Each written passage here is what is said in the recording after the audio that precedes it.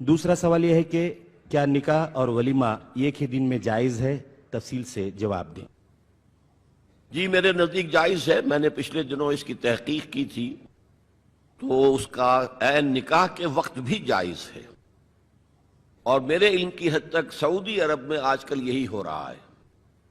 کہ نکاح کے وقت ہی ایک دعوت ہوتی ہے، لیکن وہ دعوت جو ہے ہوتی تو ہے اس گھر میں جہاں نکاح ہو رہا ہے، لڑکی والا گھر، اس کا سارا خرچہ لڑکے والے برداشت کرتے ہیں، تو اس طرح اس کو ولیمۃ العرس کہتے ہیں۔ وہ یہ ہو سکتا ہے، اگرچہ ہمارے ہاں جو روایت زیادہ ہے وہ یہی ہے کہ کم سے کم شوہر اور بیوی کی ایک ملاقات جو ہے تخلیہ میں ہو جائے،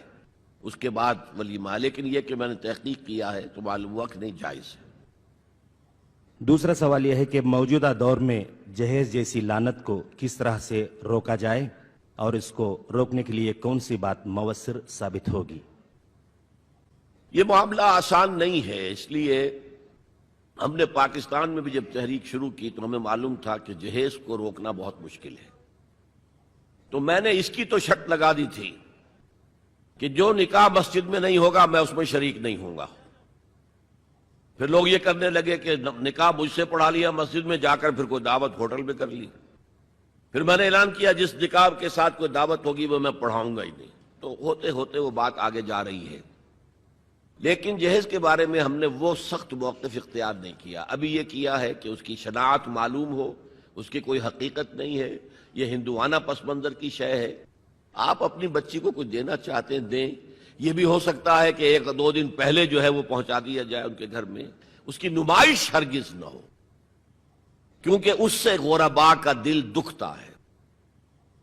آپ کا کوئی شوفر ہوگا، آپ کا کوئی خانسامہ ہوگا، اس کے ہاں ہو سکتا ہے بچی بیٹھی ہو، ہاتھ پیلے نہیں کر سکتا،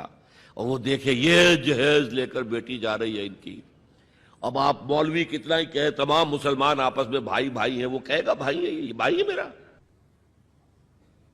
لہذا یہ محرومی کا احساس نہ پیدا ہو۔ حضور کا حال یہ تھا کہ آپ نے فرمایا صلی اللہ علیہ وسلم اگر تم اپنے بچوں کے لیے پھل لے کر آؤ تو پڑوس میں بھی ضرور بھیجو،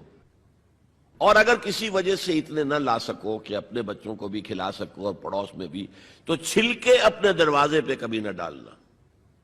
کہ پڑوس کے بچے کہیں وہ آج ان کے آم آئے ہیں، آم کھائیں انہوں نے، تو اس سے جو احساس محرومی ہوگا وہ در حقیقت ایک منفی جذبہ ہے جو پرورش پائے گا۔